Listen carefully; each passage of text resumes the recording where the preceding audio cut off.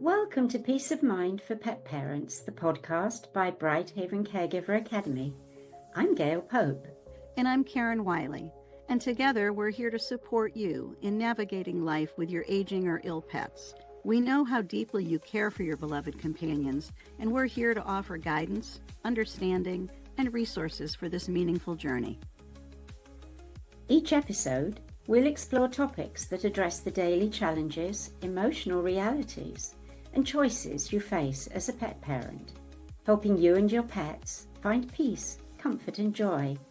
Whether it's making sense of a new diagnosis, adjusting to changing needs, or simply seeking a place to feel understood, you're not alone.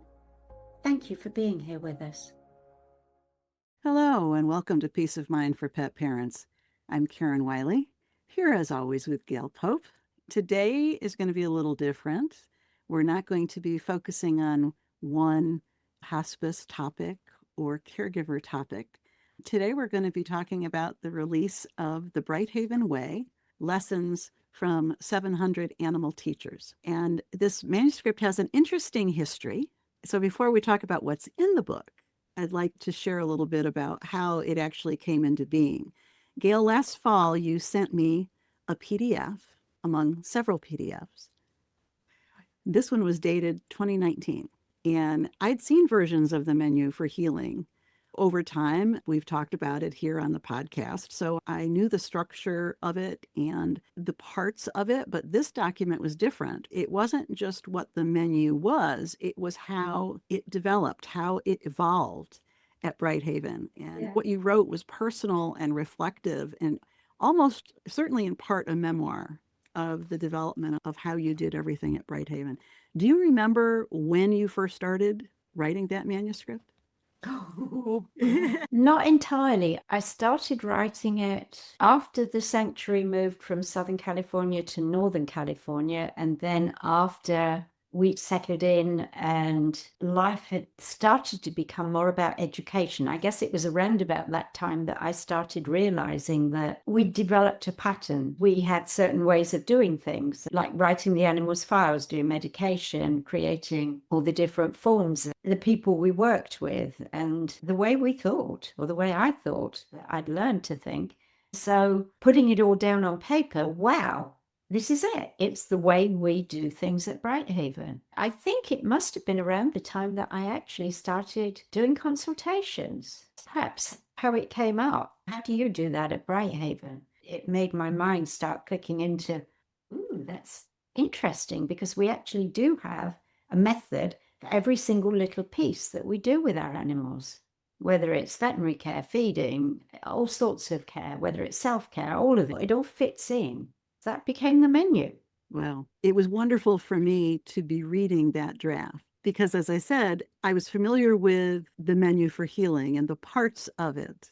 When I first read that PDF, I realized it was something important because it told your story behind the philosophy. It wasn't meant to be about the menu. In all honesty, it was about my journey. It was something that I thought, I'll start writing this now. It could be a book at some time later on in my life. I never even finished. In fact, I should share with everyone that I had completely forgotten about that until you surprised me by picking it up. And then what, a week ago, 10 days ago, you said, hey, look what I've done with what you wrote. Oh, God, how embarrassing. But Surprise! Yes, it was a surprise. But I really enjoyed what I wrote back then. I would take myself off into my little office every now and again if I could, each day. It wasn't always each day, even for just half an hour, and I'd refresh my memory for what I'd written about, and then the next thought would come. So I'd write a little bit, and then I'd just get back to the day. So it just gradually grew and morphed into the journey to get us to where we were. I think that's really what struck me and what I loved about it is that it wasn't just the components. It was the evolution of you, of your thinking and your feeling and what you were experiencing and seeing with your animal teachers and learning from them. That really underscores the whole thing, because I could write a million stories about the animals that came. Funnily enough, in the last week, I visited some of the obituaries or stories that I'd written about animals 20 or 30 years ago.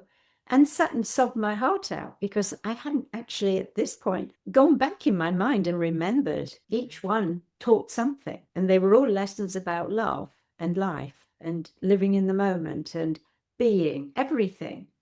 They were so clear and honest in the way that they lived that taught me how I wanted to live. Then seeing animals with chronic or terminal illness or disability and seeing how they lived their lives so darn joyfully. That's what struck other people so much. They'd come and feel sorry and, oh my goodness, hold on a minute. Why is he chasing that toy? Or what's going on here? This is really weird. Are they all on drugs or what? It just created a certain balance for healing of body, mind, and spirit. And spirit was where the animals really shone. It really underscored for us that we got something here. It works. It may not be for everyone, but certainly for us, for our lifestyle, for these animals, they couldn't be happier or healthier with the situation that they were in with their medical issues. I think anytime I have seen the photographs of Joey and is it Ollie, the two of them with their little wheel carts, and they were just so joyful and loving every moment of their life with you. Exactly. But I do know that in that photograph, Ollie was approaching probably his 23rd or 24th year. Oh my goodness. And he doesn't look like a 24-year-old dog, or even if it was maybe a year or two before that. He doesn't look like he's in his 20s. No. There's the young Joey and the old Ollie, and you can see there's a difference. There's a difference. But there's a spark in those eyes. They both got it. Exactly. When you look at that photo, which we're including in the book because it's just one of my favorites, your favorites, when you look at them, you don't see disability or different ability. You only see those faces. It's just joy. It's pure joy. That's just so essential to everything that we do ourselves for our animals because we're trying to preserve the joy that they have in their lives day to day too. So that's probably at least one of the reasons why it so appeals to me. In finishing this book, we gathered together some of your earlier writings to make sure that the chapters reflected the full arc of your thinking. Because as you're saying, your thinking evolved over the years from at one point being very conventional in your care of pets to begin seeing things differently and then sharing how and why your thinking changed. So when we say the BrightHaven Way, what does that actually mean? What do you think people are going to get from the BrightHaven Way? Oh, I don't know. I guess each person will read it, the actual menu, if you like. I think if I was reading it and I didn't know me, I was just new to it, I'd be thinking about my own life, my own animals, and what BrightHaven has developed, how it resonated. Maybe it didn't. Some people will follow parts of it, but to me that's the beauty because it's evolved into a menu and you don't have to pick all of it out. You can pick one bit saying, as far as the diet goes, they obviously had an amazing result with that. And unlike Gail, she was very resistant at the beginning. There's no way she was going to do this crazy thing that would kill all her animals. But now I'm looking at what happened. Maybe I should think about this. Maybe it's something that I should consider for my cat and dog. Maybe not. I don't know. I think everybody approaches the things we read differently. And sometimes we get a spark of interest on one topic or another and we explore. So I guess I'm still reeling from the shock of this kind of thing going public. But I think I'm just at this point hoping that one little piece here or there will excite the reader and, like me, open their eyes a little to something that they're not used to. There's so many parts of the philosophy and people can pick and choose. It's not like a program that you have to implement all the pieces for it to work. It's not that kind of thing. I think people will read it and, as you're saying, be prompted to consider what parts of it might work for them, that they might be interested in trying. Of course, the menu for healing is something we have talked about on the podcast and has been a part of the BrightHaven website for a very long time too. It's often referred to as the love sandwich, which is a very practical metaphor. How did that come about to call it the love sandwich? I don't know. I can't remember. We've called it the love sandwich for an awful long time, and I can't remember exactly when that appeared. Probably in a delightful conversation, maybe with Carol, and we just talked about it. I think that's probably how it did happen. In conversation, it begins with love and it has to end with love. Oh, it's like a knife sandwich. It's obvious, but exactly when that happened, it was a long time ago. I mean, we've called it that for years. For a long time. It's just a wonderful, wonderful metaphor to think of it that way. And because of it, then when I think of all the other components of it, I think of them as layers in the sandwich. Yes, exactly. It just makes sense. That's right. You can make a lot of different sandwiches using lots of different layers, or maybe you don't have this layer. There's lots of individuality. Well, let's face it, it's more fun than having a toolbox. Definitely. Oh, God. One of the things that you've been very open with everyone about when we talk about this is that you didn't start out being holistic in all of your approaches. You were very conventional at the very beginning. So can you share what it was like to slowly shift your thinking, especially around diet? Let's see. We came from England. I was 40 years old and I had no idea what I was going to do with the rest of my life. Obviously, my husband had been transferred. Richard was transferred by his company, so he obviously had a job here. I was in a situation where I wasn't at liberty to work. I didn't have a work permit at that point.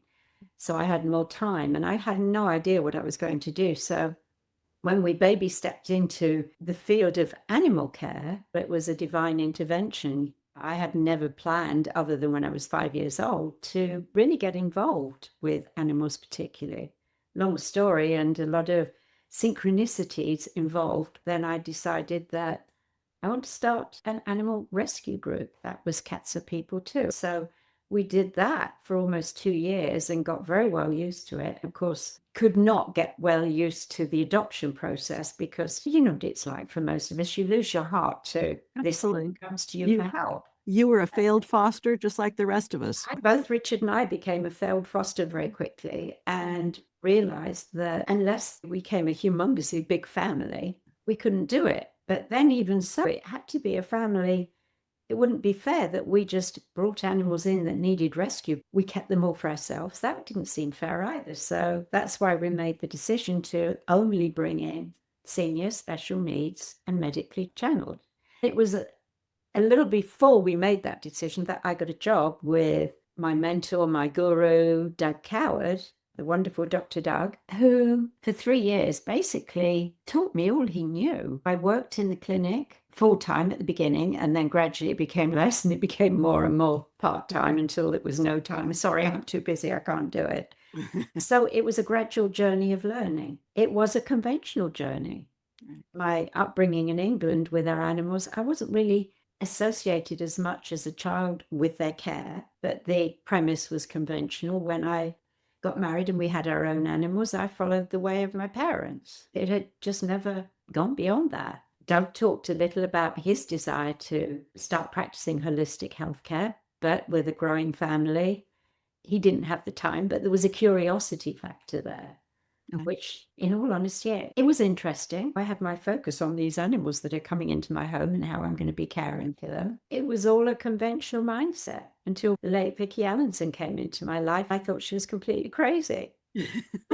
Actually, there's a very interesting, funny story. Life had got crazy. I was still working for Doug. We had a big house with lots of rooms, lots of animals, and I needed help. So I advertised for someone to come in and at least spend a couple of hours cleaning, caring for the animals, doing the laundry, whatever they could do. Vicki answered and came in. I interviewed her. In all honesty, she probably wasn't the best person suited for the job. She didn't have that, I'm going to go and vacuum, I'll wash the floor. She didn't have that sort of energy about her, but she was clearly very honest and very loving with the animals. And she badly wanted to work for us. So she did. It took 2 days before I sat her down and said, "This isn't going to work." And she said, "I agree. I realized that, but I really wanted to learn about your life and what you were doing. So I completely understand, but can I volunteer?" I said, "Yes, absolutely. Come back whenever you want to and do whatever you like." That's where it all began. But doing what she wanted to was odd. For instance, I walked into the kitchen one day and Samantha, a little 20-something-year-old squash-nosed, beautiful little feline girl, was sitting in her basket. She was half lying on the side of it, and Vicki was standing beside her. And there was something strange I stopped for a moment and looked, and Vicki had her arms like either side of Samantha's bed. She was as though in a daze, and so was Samantha. I thought, I have no idea what's going on there, so I ignored it. Just different things about the way she spoke to the animals and she was with them. It was also a little bit, or quite a lot, and growing more and more, how the animals behaved with her. So that was my introduction to the world of energy in one way, or many others too. But I didn't stop and think about it. She just seemed soft and gentle, and my mind didn't go beyond that then until Jessica. Jessica was another cat, and she was very close to the end of her life. And I was at the point where it wasn't time to euthanize her. That was my way. I was worried, as most pet parents are. I can see her decline. And Vicki said, have you thought about perhaps changing diet? It's not only Jessica, but I think the others could be healthier. And of course, I was quite affronted. I know what I'm doing. I'm feeding the best diet. I had a huge donation of kibble from a very well-known organization, and we were doing our very best. The animals don't need any other diet. It wouldn't be healthy for them to do anything else. So it was tiptoeing into a few weeks later, and she said, I've got nothing to lose at this point. Why don't you just try? So wishing she'd go away, I agreed. And little by little, that kind of grew. I think that was at the time that a wonderful woman called Pat McKay came into my life. She's very well known. I think she's still practicing now. And she has a book called, oh gosh, Raining Cats and Dogs, and very focused on diet and healthcare. Between Pat and Vicki, I really didn't have any options. So I thought all the cats and dogs and us as well. I just didn't see it working. And it was very concerning because I knew what I was doing was right. And then it wasn't, because then I suddenly saw and felt a change from the sanctuary. Old cats, young cats with illness, all seemed different. They all seemed different. The upsurge in playing with toys suddenly started, and old sick cats don't play with toys, but suddenly there's Nigel, plump, portly, old orange and white cat who walked, but he was like an old man, and you could picture him sitting at the bar with his pipe and his big fat stomach. And there he was, running across the floor with a toy mouse. And grudgingly, I had to admit something was happening. There was energy. Cats that couldn't jump were now jumping. The big thing was, until that time, I had dished up food in the kitchen for lots of animals, but I didn't have any cats on the countertop. They couldn't get there, so I was safe. I had all my food out, and there was not a cat in sight except Samantha, who was totally not about to get involved in any of the work. Suddenly I had cats jumping onto the countertop. That said it all. It's, oh my, what in the world? That was the level of energy that I saw, and that was really scary. So that's how it all began. That was the diet. What's interesting to me is that you did it all at once. You weren't just trying it with Jessica to see how it went. You gave it across the board, and boy, would you see results that way. Oh my gosh, it has. I can remember it as though it was yesterday, just seeing and experiencing that surge of energy. Then I think the next thing was dull, dry, furry coats suddenly weren't dull and dry anymore. We started seeing the light in the eyes. We started seeing shine coming into the fur and the level of energy. God, this woman. And it's, oh my gosh, what's she going to do next? And it kept on going. Vicki was instrumental in every aspect of the menu for healing. She led us piece by piece through every single part. Oh my goodness. Well, And I resisted every single one of them. that may be one of the things I appreciated about the manuscript when I read it initially, because these days, since I've known you, you're not resistant to anything. You're so open to new ideas and seeing the potential, and yeah, let's do that. You're always wanting to move forward and try new things. One of the things that touched me most when I read Gail's manuscript was realizing how much of the BrightHaven philosophy came directly from the animals themselves. Over the years, BrightHaven became home to hundreds of animals, more than 700 in all, and each one brought its own lessons. If we slow down, observe, and truly listen, our animals often show us exactly what they need. In our next episode, we'll continue this conversation and talk about how some of those experiences began to change Gail's thinking about healing and care.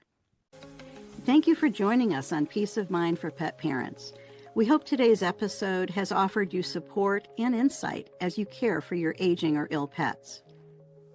Remember, it's not just about the end, it's about living well at every stage of life. To continue your journey with us, explore more resources at Brighthaven Caregiver Academy's website, brightpathforpets.com, where you'll find guides, assessments, and a caring community of pet parents like you. Until next time, may you and your pets find comfort, connection, and peace in every moment. Take care.